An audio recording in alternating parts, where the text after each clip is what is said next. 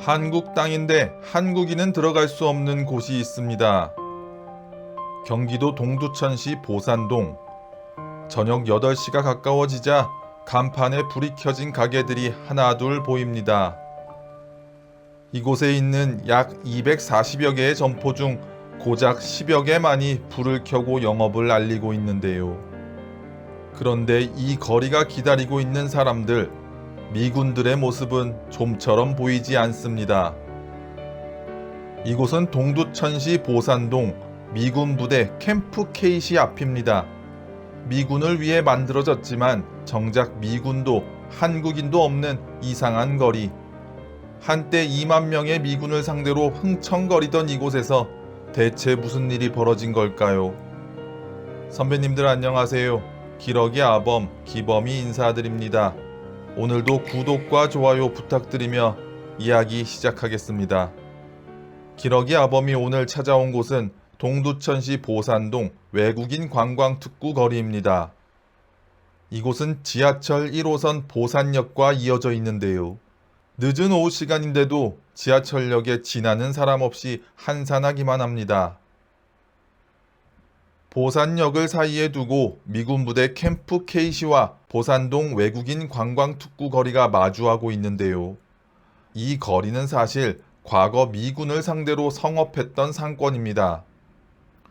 이 상권의 배후인 미군 부대 캠프 KC는 428만 평이라는 어마어마한 부지를 사용하는 한강 이북 최대 규모의 미군 전투부대 중 하나였는데요. 동두천은 한때 전체 면적의 40% 이상을 캠프 KC를 비롯한 미군 부대가 차지할 정도로 미군과 삶을 함께한 지역입니다. 그 시절 동네 개들도 달러를 물고 다닌다는 말이 나올 만큼 이 지역은 부유하기만 했습니다. 지금 보고 계시는 이 거리가 1980년대, 90년대에는 무려 400여 개의 점포가 성업할 만큼 거대한 상권이었는데요.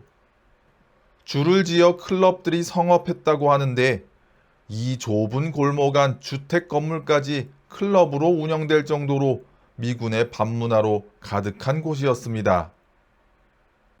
그리고 이 화려한 밤거리의 뒤편에는 이른바 양색시, 양공주라 불리며 달러를 벌었던 한국 여성들의 아픈 역사도 함께 있었습니다.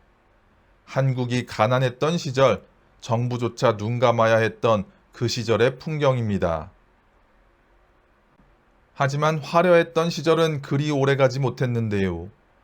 지난 2004년 주한미군의 평택 이전 협정이 체결되고 이라크 파병까지 겹치면서 동두천의 미군은 급격히 빠져나가기 시작했습니다. 400여 개에 달했던 점포는 240여 개로 줄었고 그마저도 문을 열고 영업하는 곳을 찾는 것이 더 어려울 정도입니다.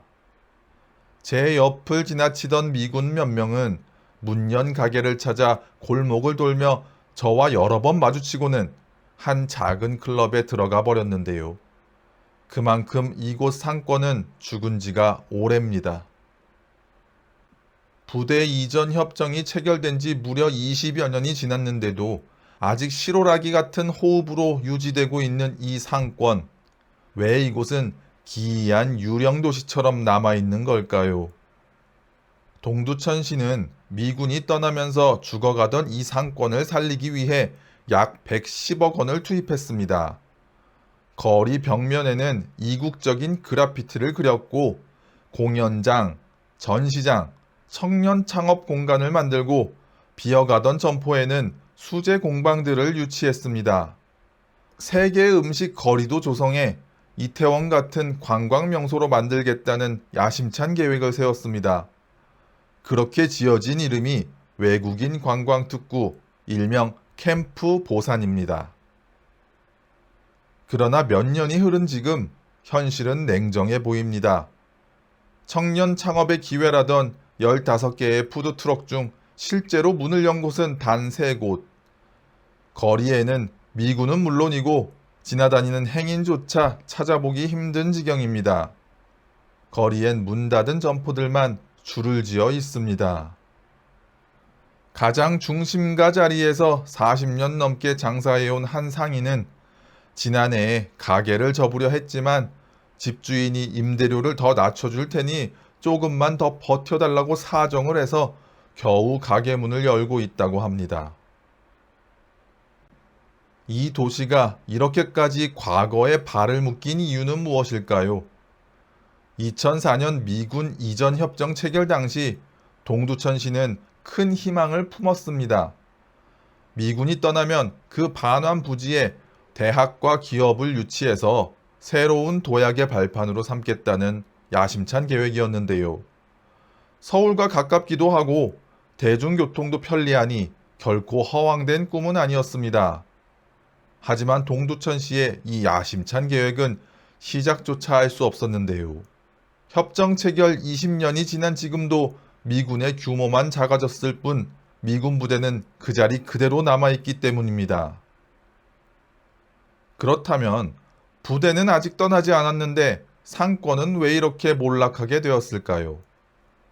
한때 2만 명이 넘었던 동두천 주둔 미군은 이젠 반의 반 규모로 줄었습니다. 그리고 미군의 국방 전략이 한 곳에 계속 머무르는 주둔군의 형태가 아니라 3개월에서 6개월 단위로 계속 교체되는 기동군 형태로 바뀌게 되었는데요. 이는 상권에 단골이 생길 틈조차 없는 구조가 되어버린 셈입니다. 오늘 알게 된 손님이 내일이면 다른 지역의 부대로 떠나버리게 되는 것이지요. 무엇보다 이 상권의 치명적인 점은 미래를 아무도 알 수 없다는 사실입니다. 미군 부대가 언제 완전히 빠질지, 애초에 빠지기는 하는 것인지조차 아무도 장담할 수 없습니다. 상권을 어떻게 재편할지 계획을 세우려 해도 그 시작점이 되어줄 일정 자체가 존재하지 않는 것입니다. 그야말로 미래를 설계할 수 없는 도시가 되어버린 셈입니다. 동두천의 지역 경제는 과거에도 지금도 미군에 종속되어 있습니다. 그러나 주한미군 기지 이전 사업이 언제 끝날지 기약조차 없이 지연되면서 동두천은 회복하기 힘든 경제적 피해를 고스란히 떠안고 있습니다. 미군이 있어서 발전했던 도시가 이제는 미군이 있는지 없는지조차 애매한 상태 속에서 서서히 무너져가고 있습니다. 화려했던 밤문화의 거리는 이제 불 꺼진 가게와 깨진 간판, 그리고 텅 빈 골목만 남아 있습니다. 이제는 정부와 미군이 동두천 시민들에게 구체적인 답을 내놓아야 할 때입니다. 언제 떠날지, 정말 떠나긴 할 것인지조차 알 수 없는 상태로 70여 년을 넘게 미군에 기대어 살아온 도시. 그 끝이 어떻게 마무리될지 지금 이 순간에도 동두천의 시간은 멈춰 있습니다. 오늘 영상은 여기까지입니다. 선배님들의 구독과 좋아요, 따뜻한 댓글 하나가 기러기 아범 영상을 완성시킵니다. 공감이 되셨다면 구독과 좋아요 부탁드립니다. 오늘도 함께 해주셔서 감사합니다.